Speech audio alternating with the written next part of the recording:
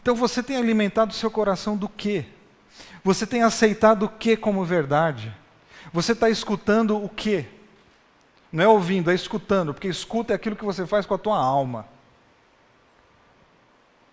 Com que tipo de comida que você está alimentando o teu espírito? Porque Davi tem um mundo dizendo para ele assim, não, você não dá conta, você é fraco, você é pequeno, você é pobre. Então ele podia alimentar o coração disso, dessas vozes externas. Os tempos estão sombrios, todos os sinais estão sendo dados. Acorde enquanto é tempo. Jesus está voltando. Volte para ele antes. O mundo nos engana, mas a verdade é uma só. Deste mundo nada se leva. Não se deixe mais ser enganado pelos emissários de Satanás. Nosso propósito aqui neste canal é te convidar, todos os dias, para essa reflexão. Reflexão do dia. Tiago 5:5 a 9. 5. Deliciosamente vivestes sobre a terra, e vos deleitastes, cevastes os vossos corações, como num dia de matança. 6. Condenastes e matastes o justo, ele não vos resistiu. 7. Sede, pois, irmãos, pacientes até a vinda do Senhor. Eis que o lavrador espera o precioso fruto da terra, aguardando-o com paciência, até que receba a chuva temporã e serodia. 8. Sede vós também pacientes, fortalecei os vossos corações, porque já a vinda do Senhor está próxima. 9. Irmãos, não vos queixeis uns contra os outros, para que não sejais condenados. Eis que o juiz está à porta. Toda glória ao nosso Deus. E fazendo morar.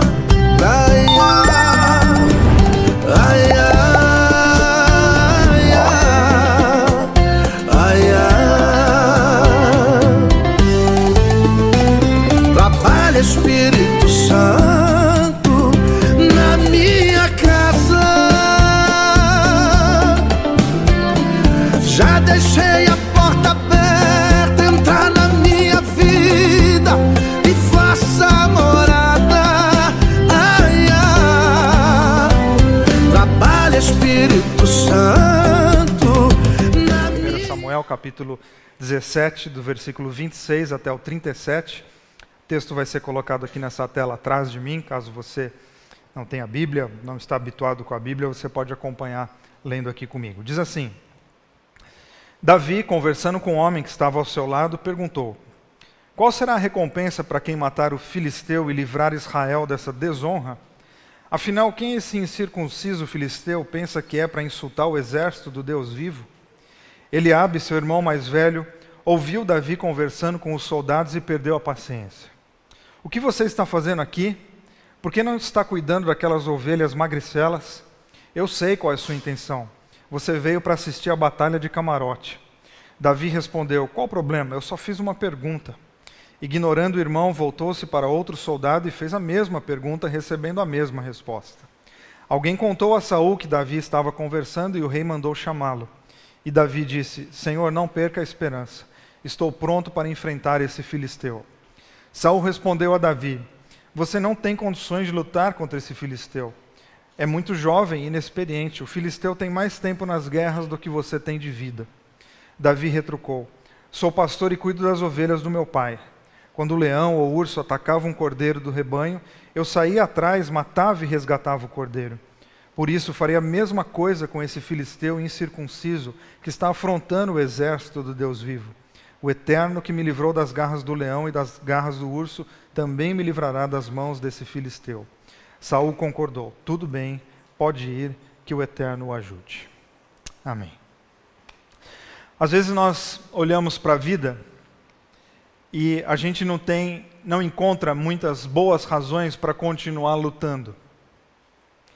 A própria vida, as circunstâncias, aquilo que está ao nosso redor, tiram de nós os nossos bons argumentos. A gente dá aquela olhada, aquela afastada na vida e fala: peraí, deixa eu ver como é que está a minha vida. E aí eu começo a pensar no trabalho, na família, no relacionamento, na igreja, no Brasil, e aí uma hora você diz: para quê?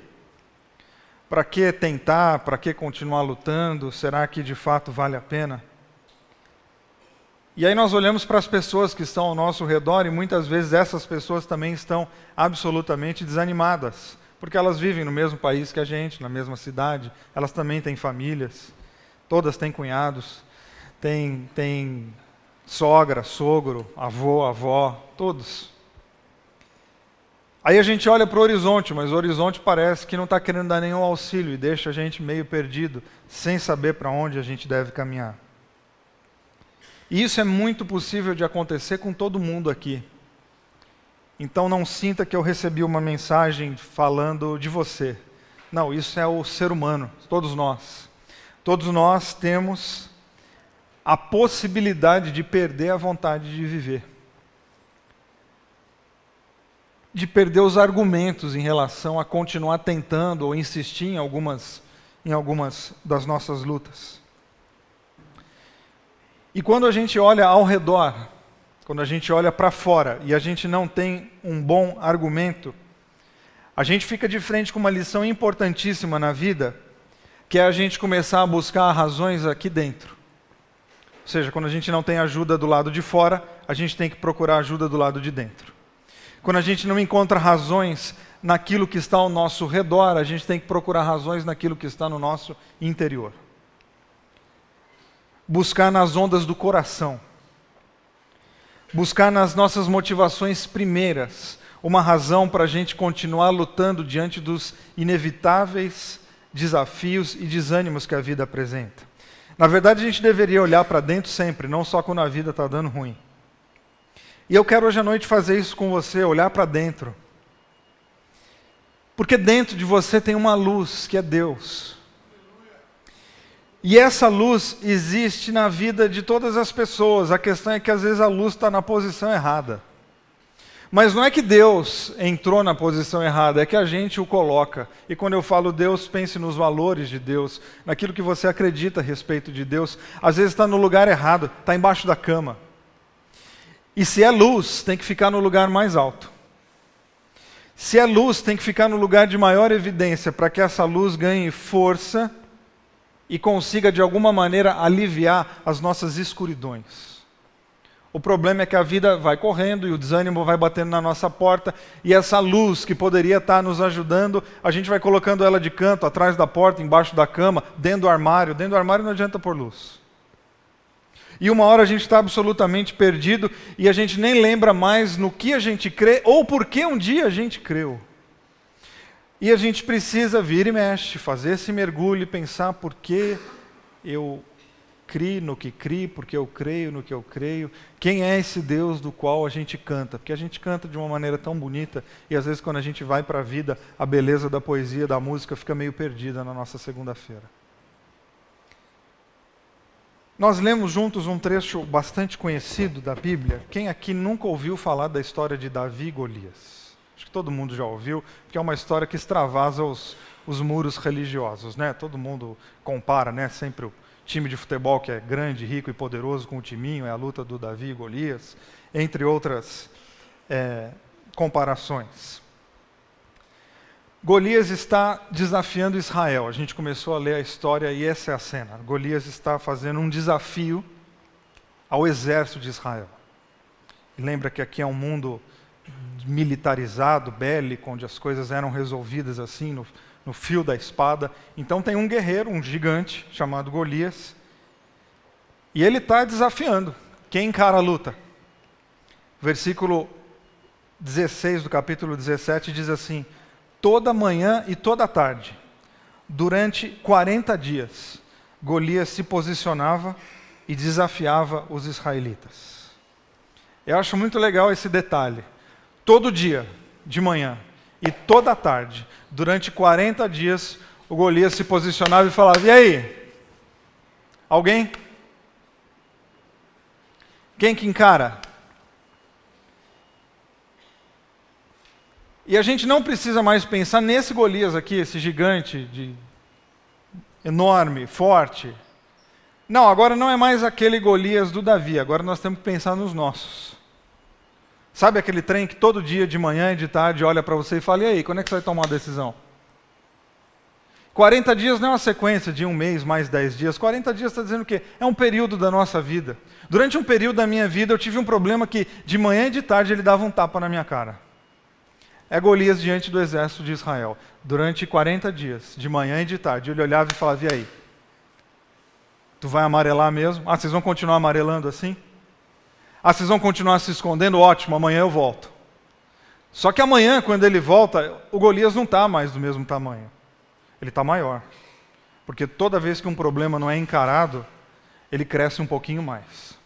Ou se ele não cresce, a gente diminui, acaba que a referência fica que ele está maior.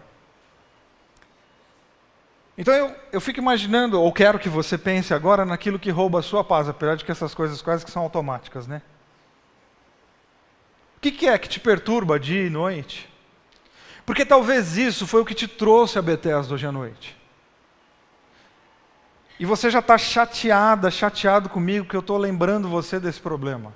E vou lembrar a noite inteira. Quiser ir embora, a hora é agora.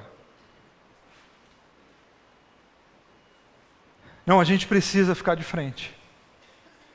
A gente precisa olhar. A gente precisa encarar aquilo que está nos chamando para a luta. Porque todo dia que eu deixo passar, ele se torna um pouquinho mais forte. E eu um pouquinho menor. Quais bons argumentos que Davi tem para enfrentar o Golias? Alguém arrisca um? Situação econômica. Não tem situação econômica. Poderio militar. Não tem. Força física. Não tem. As evidências externas, todas estão dizendo para Davi, você está louco. As pessoas ao redor estão dizendo para ele, não, você não tem a menor condição. Ou seja, ele não tem vantagem nenhuma olhando para o lado de fora. O que ele faz? Ele olha para o lado de dentro. Porque vira e mexe na vida, o que eu tenho que fazer? Parar de olhar do lado de fora e olhar do lado de dentro. Mas quando a gente olha para o lado de dentro, quando a gente decide olhar para o lado de dentro, a gente vai precisar gerar uma qualidade em nós chamada resistência. Por que resistência? Para você não permitir que o desânimo alheio tome conta da tua vida, e é muito fácil disso acontecer. Para você não deixar que o inconsciente social de que jogamos a toalha entre no teu coração e você abra mão das suas lutas. Você precisa de resistência para não deixar que a apatia coletiva tome conta do teu coração e deixe você também no mesmo nível apático. Porque se você não tomar cuidado, a lógica do todo mundo toma conta de você e uma hora você está igual a todo mundo. Isso pode ser no âmbito familiar, no âmbito de trabalho, no âmbito da escola e no âmbito da nação.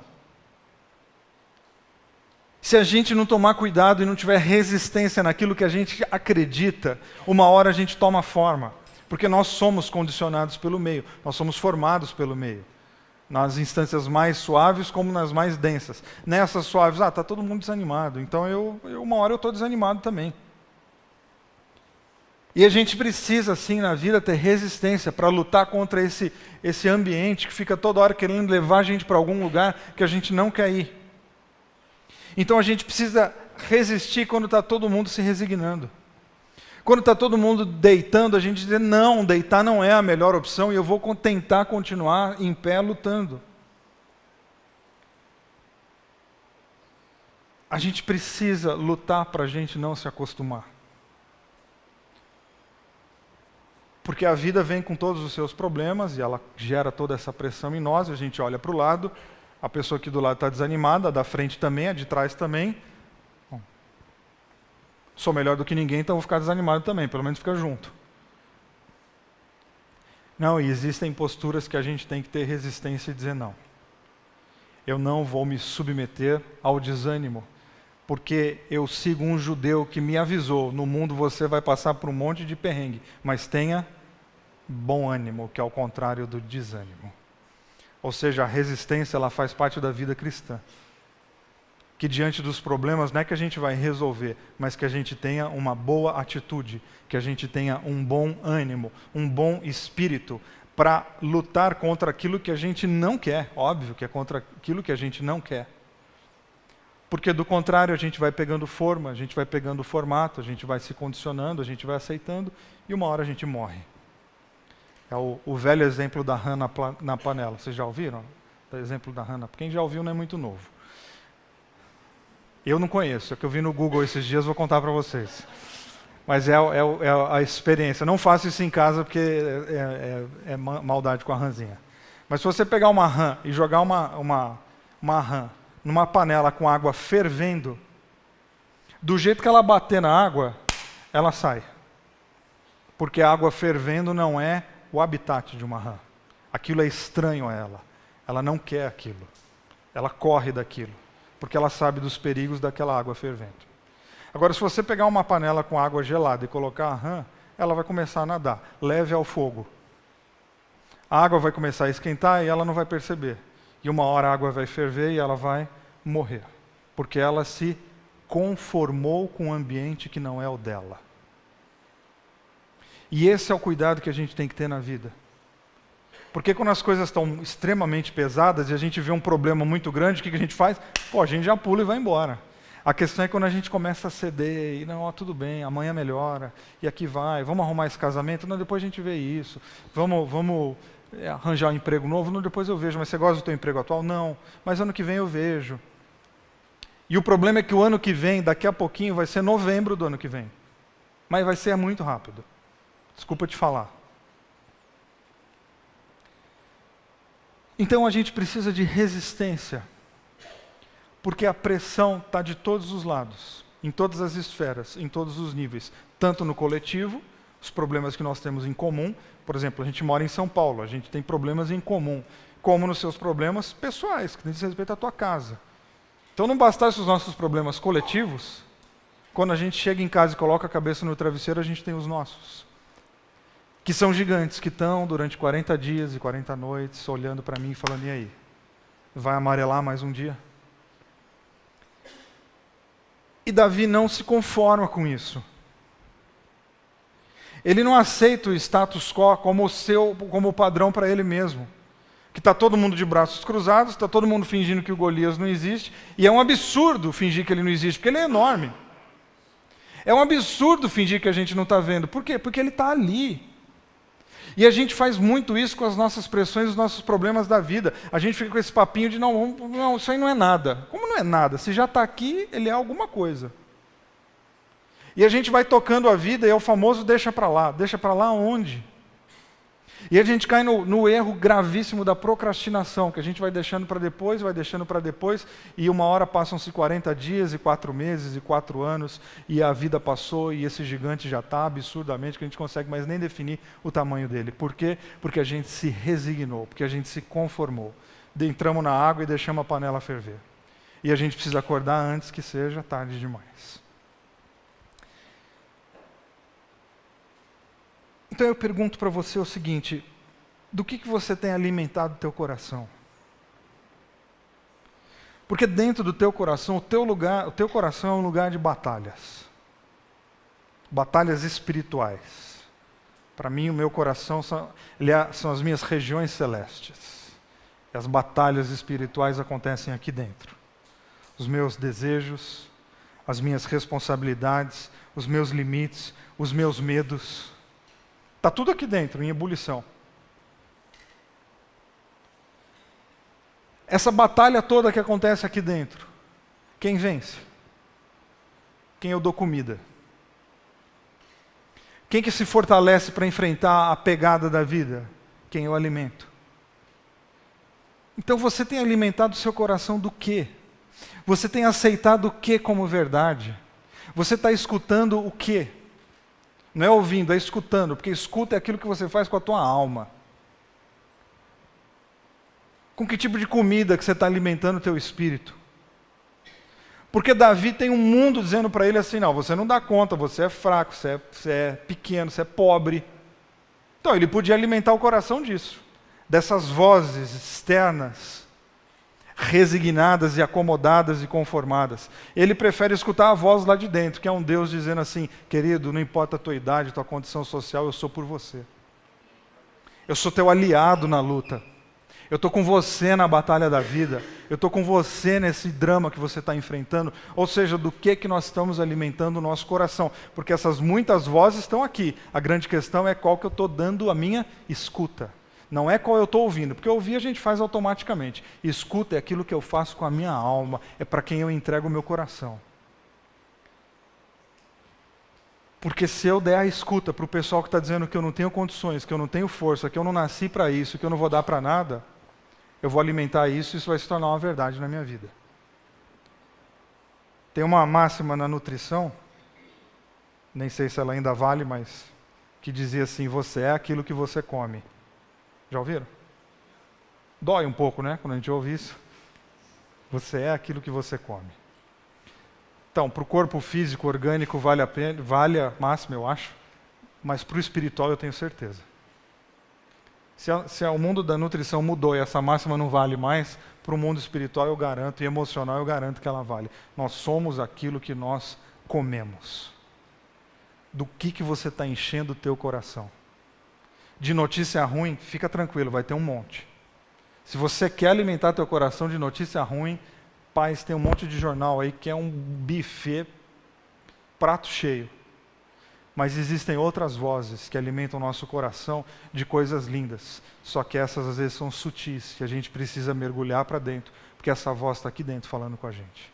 E a gente não escuta por quê? Porque nós estamos dando volume para todos esses barulhos outros. E permitindo que a nossa vida pegue a forma que exatamente ela não precisa pegar.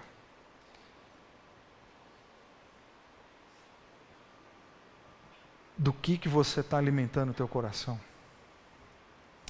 Tem uma pesquisa que diz que 1 a cada 4 pessoas é chata. Então olha ao teu redor, se tiver 3 pessoas legais, eu tenho uma péssima notícia para você. Não, eu não sei se tem essa pesquisa, tá? Mas vamos combinar, tem gente chata no mundo, não tem não? Nós não somos não, mas tem gente chata, meu. O pessoal que não vê é chato. Não, tem gente chata. Tem, que fica falando coisa no nosso ouvido, que coloca a gente para baixo o tempo todo, que faz mal. Porque ao mesmo tempo que tem gente que fala coisas que nos animam, tem pessoas que falam coisas que você fala, meu, coisa insuportável. E cuidado para você não dar ouvido e escuta para quem não respeita a tua música. Não gaste tempo com quem não valoriza a tua cicatriz. Não gaste, essa pessoa não merece você. Não, mas eu não tenho que repartir minha vida com todos? Não, você tem que repartir tua vida com quem está repartindo a vida com você e quem sabe pisar no solo sagrado do teu coração. Esse pessoal que está dizendo para Davi, não, você não vai dar conta, sabe o que é isso? Nada mais que uma projeção da inveja terrível que eles estão tendo, da coragem que está tomada no coração de Davi. O nome disso é inveja. Leandro Carnal diz que a inveja é a tristeza pela felicidade do outro. O Davi está se energizando e dizendo, meu, eu encaro, e todo mundo assim, não, você não consegue. No fundo eles estão dizendo o quê? Cara, tu vai ferrar com a nossa moral. Não vai não, você não tem condições. E o Davi está dizendo, não, eu tenho sim, eu vou.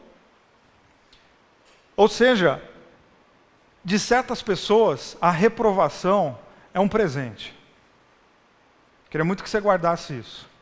De certas pessoas, a reprovação é a melhor coisa que você poderia ouvir.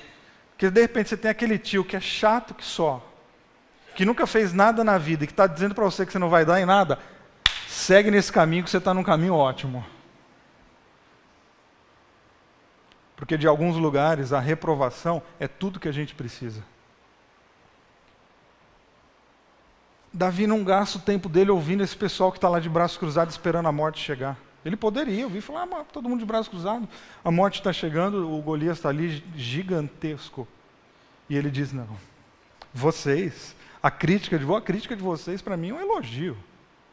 Exatamente eu vou fazer o oposto, porque a vida de vocês são medíocres.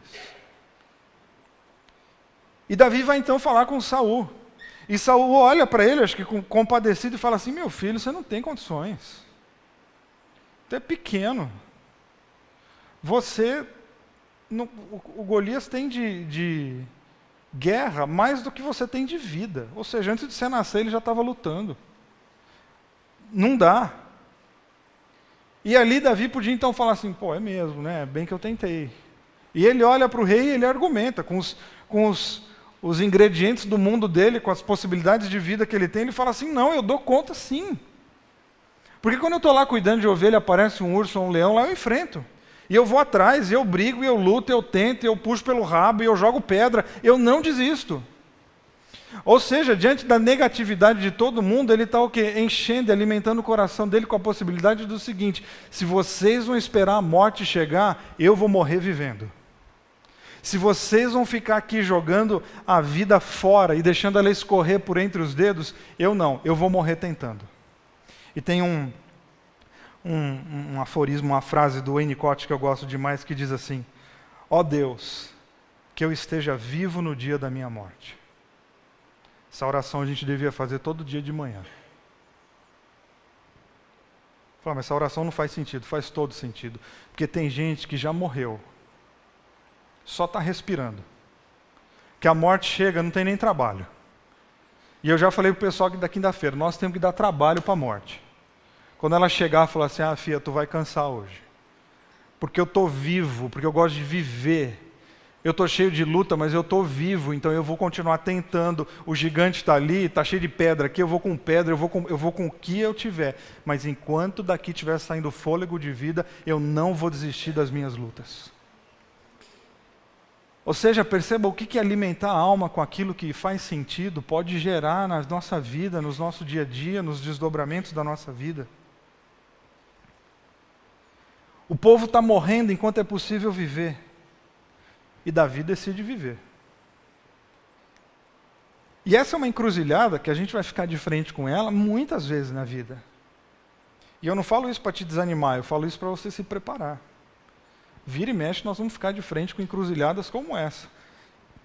Vozes nos chamando para cruzar os braços, e aquela voz lá dentro dizendo, vai que eu sou por você.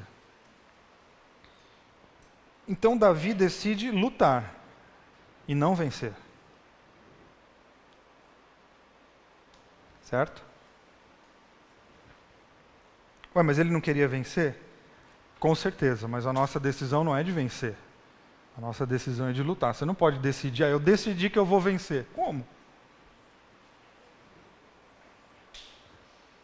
Eu decidi que eu vou ficar bonito. Não vai, cara, tu não vai, não tem mais jeito. Você pode ficar legal, bonito não dá. A gente precisa distinguir decisão de desejo.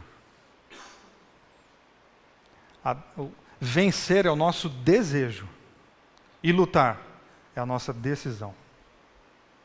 A vitória virá? Tomara. Tomara, eu luto para isso, né? Ninguém luta para apanhar, né? Mas a gente vai ganhar? Eu não sei, porque esse é o meu desejo. Isso não é a minha decisão. A minha decisão é se eu vou ficar de braços cruzados ou se eu vou descruzar os braços e me mexer para a vida ficar diferente. Uma coisa é certa, ficar com os braços cruzados já é certo que a gente perdeu. E se descruzar os braços, é certo que você já ganhou. Talvez você não ganhou a luta final, mas você venceu a indiferença, você venceu a omissão, você venceu a preguiça, você venceu a covardia, você venceu essas vozes todas que estão enchendo a tua cabeça. Você venceu já uma série de coisas, porque dentro das nossas lutas existem muitas lutas. Ou seja, a gente sempre fala que Davi venceu Golias, né? Não, Davi venceu um monte de gente. E ele venceu ele mesmo. Ele venceu essas muitas vozes, ele venceu um sistema que dizia que ele não ia dar conta, ele venceu o desânimo que já tinha tomado o coração de todo mundo. Ele venceu, porque quando ele diz, não, eu dou conta assim, ele venceu o rei, ele argumentou com o rei, ele venceu o rei. E no final das contas ele vence o Golias também, como uma metáfora de que sim, é possível a gente vencer coisas que eram inimagináveis. Assim como é possível a gente passar por derrotas e não morrer e transformar essas derrotas em pedras preciosas que vão nos ensinar muitas coisas para as nossas outras lutas. Quais são os seus desânimos? Ou pensando na nossa história, quais são os seus gigantes. Porque eu sei que você tem os seus. E a única coisa que eu quero que você guarde hoje à noite, se você esquecer tudo que eu falei, é que Deus está do lado daqueles que lutam em favor da vida. Sempre. Você pode ter um problema de vício com drogas. E você está repetidamente caindo. Mas você está tentando. Deus é por você. E Ele está interessado em que você se liberte e fique limpo. O casamento de vocês está por um fio? Pois Deus é por vocês. Para vocês se restaurarem e se refazerem. Você anda com uma tristeza profunda no teu coração, Deus é por você. Deus está do lado das pessoas que lutam em favor da vida.